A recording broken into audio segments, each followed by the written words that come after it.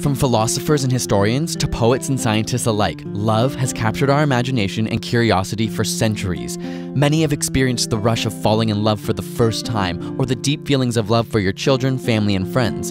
But what is love from a biological perspective? No doubt it's intertwined with the evolutionary survival of our species. After all, you come from an unbroken line of organisms reproducing, from the very first microbe that split in two to your ancestors who have all successfully mated since the dawn of time. Sadly, if you fail to have children, this perfect streak comes to a halt. But while we're driven to reproduce, we're also driven to make sure our offspring survive. Though we often associate love with the heart, the true magic can be seen inside the brain. It may not be entirely surprising to find out that the brain of somebody in love looks awfully similar to one on cocaine. Cocaine acts on the pleasure centers in the brain by lowering the threshold at which they fire. This means that you feel really good a lot easier. We see the same thing in the brains of those in love, but it's not just the cocaine or the love that makes you feel good. It's the fact that anything you experience will now more easily set off pleasure centers and make you feel good. Because of this, you not only fall in love with the person, but begin to build a romanticized view of the world around you.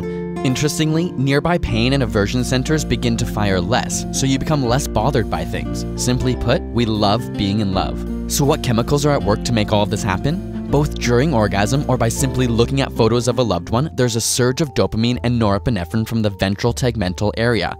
This not only triggers sexual arousal and your racing heart, but gives you the motivation, craving, and desire to be with a person more and more.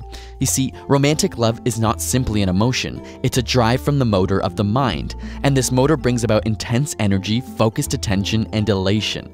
The pleasure centers are part of the brain's reward system, the mesolimbic dopamine system. If you stimulate this region while learning becomes much easier because it's pleasurable and perceived as a reward. We also see a surge in the neuromodulator oxytocin from the nucleus accumbens, sometimes called the commitment neuromodulator because in mammals it helps to reinforce bonding or attachment. When prairie voles are injected with either oxytocin or vasopressin, they'll instantly find a mate to pair bond with.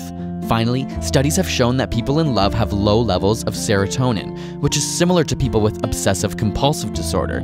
This is likely the cause of our obsession and infatuation during early love.